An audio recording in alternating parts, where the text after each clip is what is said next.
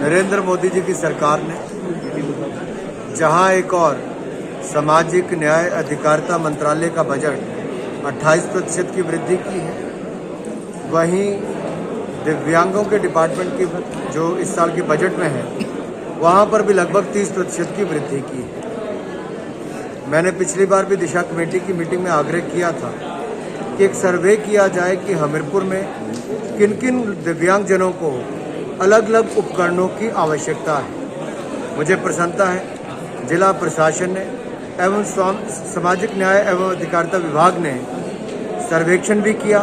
अलिम्को के अधिकारियों को बुलाकर आज लगभग 30 लाख रुपए के उपकरण यहाँ पर लाभार्थियों को बांटे भी हैं। 229 के लगभग ये उपकरण है।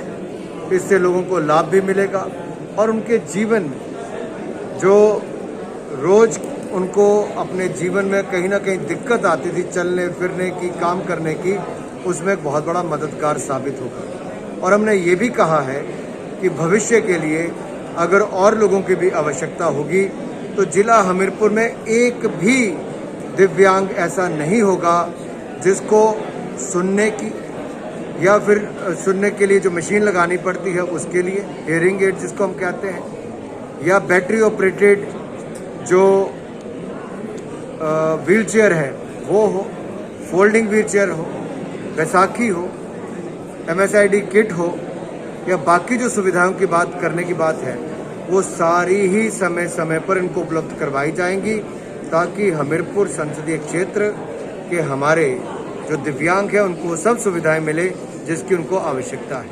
इसका मैं कब से 10 साल से मुहिम लगातार चला रहे हैं, लेकिन हिमाचल प्रदेश में एक विशेष परिस्थिति है जहाँ पर फॉरेस्ट लैंड ज़्यादा होना, जगह की उपलब्धता ना होना, बाज़ारों में दुकान बनाने के लिए तो जगह लेकिन शौचालय बनाने के लिए जगह ना होना, तो चाहकर भी कई बार आप कुछ नहीं कर पाते। लेकिन जब समाज को, संगठन को, एडमिनिस्ट्रेशन को साथ में लेकर चलते हैं तो कहीं ना कहीं इसके रास्ते निकलते हैं। बहुत जगह निकले भी हैं। मैंने मुहिम शुरू की थी कि ढाबों पर ये अनिवार्य किया जाए कि वहाँ पर शौचालय की सुविधा हो, बने 5-7 साल लगे लेकिन बने। इससे हिमाचल में आने वाले टूरिस्ट को फ़ायदा मिलता है, हिमाचल की छवि में सुधार होता है, टूरिज्म बढ़ता है जब ये पर्याप्त सुविधाएँ हों, और हमें आगे भी ये करना चाहिए। वापस शुरू किया गया है, जैसे पठानकोट से लेकर मंडी वाली सड़क को कुछ हद तक वो 4 लेन बनेगा, उसके आगे वो 2 लेन बनेगा, लेकिन 2 लेन में भी उसकी विड्थ ज़्यादा रहेगी। और मटौर से लेकर शिमला वाले हाईवे को भी जो हमीरपुर से बनेगा उसमें भी अगर आप देखें तो हमने हमीरपुर से लेकर बिलासपुर तक की सड़क को लगभग 300 करोड़ रुपया खर्च करके उसको पूरा करवाया। वो सड़क अब इतनी चौड़ी हुई है कि जिससे यातायात के आने जाने का लाभ है। बहुत सारे ऐसे और थे जिसमें ज़मीन अधिग्रहण का भी कीमतें इतनी बढ़ गई हैं कि प्रोजेक्ट की कॉस्ट में 65% तो केवल ज़मीन पर ही चला जाता है, कई जगह 70% जाता है। तो ट्रैफिक, वायबिलिटी, ये सब बहुत सारे विषयों के साथ जुड़े रहते हैं नेशनल हाईवेज को लेकर कि उनके निर्माण में तो खर्चा भी ज़्यादा आता है। अगर CT स्कैन की सुविधा ना हो, मशीन खराब पड़ी हो, 20 साल पुरानी हो, तो चिंता का विषय तो है। इसीलिए हमने इसको दिशा कमेटी की बैठक में भी उठाया था कि MRI की मशीन हो, CT स्कैन हो, ये सब लगे, क्योंकि जब तक मेडिकल कॉलेज बनकर तैयार होगा तब तक उसको 18 महीने लगेंगे।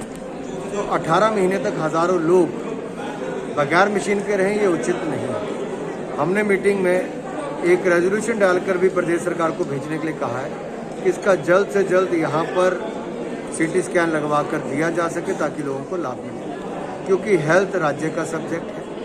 केंद्र बड़ी योजनाओं के लिए मेडिकल कॉलेज, एम्स, PGI सब मैं केंद्र से लेकर आया, मोदी सरकार में नड्डा जी से सबसे लेकर आए, लेकिन अब जो यहाँ के स्थानीय है वो हमें राज्य की सरकार से करने हैं और राज्य सरकार से हमने अनुरोध किया है कि वो ये सुविधाएं जल्द से जल्द उपलब्ध करवाएं।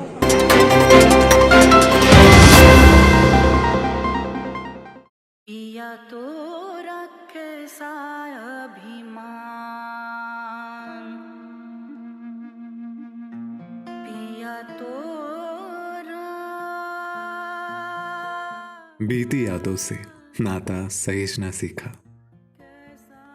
हाथ थाम कर जिनके चलना सीखा, गिरने लगती जब तो उनसे संभलना सीखा। पिया तो कैसा अभिमान, उनकी डांट से खुद को तराशना सीखा। पिया तो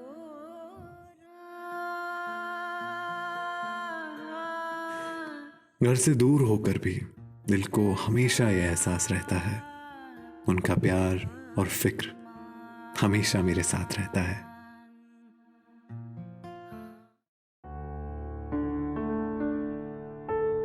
भूषण ज्वेलर्स, अनमोल रिश्तों के लिए।